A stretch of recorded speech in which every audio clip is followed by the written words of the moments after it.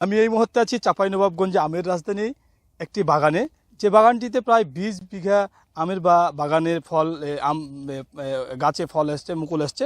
একদম আপনি দেখতে পাচ্ছেন যে একদম আমি মুকুলের মধ্য থেকে কিন্তু বের হচ্ছে এই এই এই বাগানটির মধ্যে থেকে। আপনারা দেখতে পাচ্ছেন চারিদিকে কিন্তু মুকুলে ভরপুর। আর আমরা যেটুকু এখানে এসে দেখলাম যে মুকুলের যে গন্ধ, সেটা কিন্তু আমরা নিজেরা অনুধাবন করতে পারছি।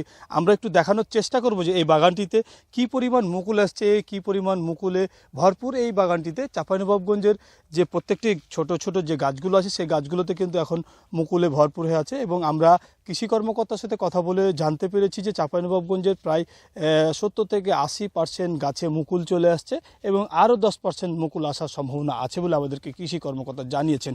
আর এই চাঁপাইনবাবগঞ্জের যে ৩,৫০০ হেক্টর জমিতে এবার কিন্তু হচ্ছে যে আমের মুকুল আছে।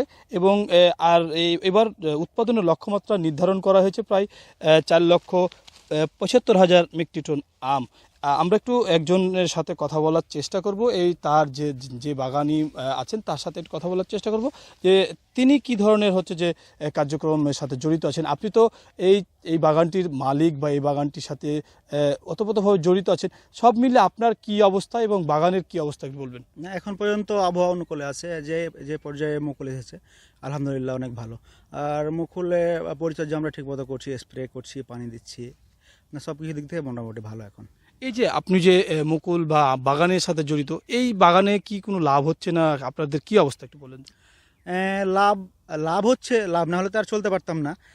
কিন্তু হলো কি যে আপনার বালানাশক সার পাচ্ছি না আমরা, কিন্তু আবার হলো বালানাশকের দাম অনেক বেশি, ওই দিক দিয়ে আমাদের খরচটা অনেক বেশি হয়ে একটু যায়। আপনার সাথে কথা বলতে বলতে যাই যে আপনি মূলত এই যে বাগানে আছেন, এই বাগানটি মূলত কেমন খরচ হয়? একটা যে ২০ বিঘা বা ৩০ বিঘা যে বাগান করেছেন, এই বাগানটিতে কেমন খরচ হচ্ছে বলে আপনার আমাদের বলতেন যদি। মোটামুটি আমাদের পরিচর্যা করতে শুধু জাস্ট মোটামুটি ধরেন যে ৬-৭ লাখ টাকা পরিচর্যা করতে খরচ হয়। আগে যেগুলো গাছ লাগাই সেগুলো তো বাদ দিই, শুধু পরিচর্যা এত খরচ হয়। তাহলে কি লাভের আশাটাও কীরকম করছেন, আশা করছেন?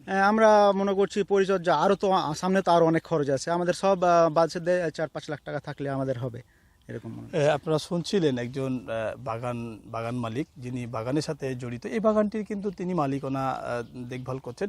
আর যে বাগানটিতে আমি দাঁড়িয়ে আছি, এটি কিন্তু চাঁপাইনবাবগঞ্জ সদর উপজেলার আতাহার এলাকায়। এই বাগানটিতে কিন্তু ভরপুর মুকুল চলে আসছে এবং আমরা কৃষি কর্মকর্তার সাথে কথা বলেছি, তারাও কিন্তু বলেছেন এবার যদি আবহাওয়া অনুকূলে থাকে তাহলে অবশ্যই এবার ভালো ফলন আশা করছেন কৃষি কর্মকর্তারা। এবং কৃষকদের একটা দাবি আছে, যদি ন্যায্য মূল্য পায়, বাজার মার্কেটিং যদি ভালো হয়, তাহলে অবশ্যই তারা কিন্তু ভালো কিছু করবে বলে আশা করছেন।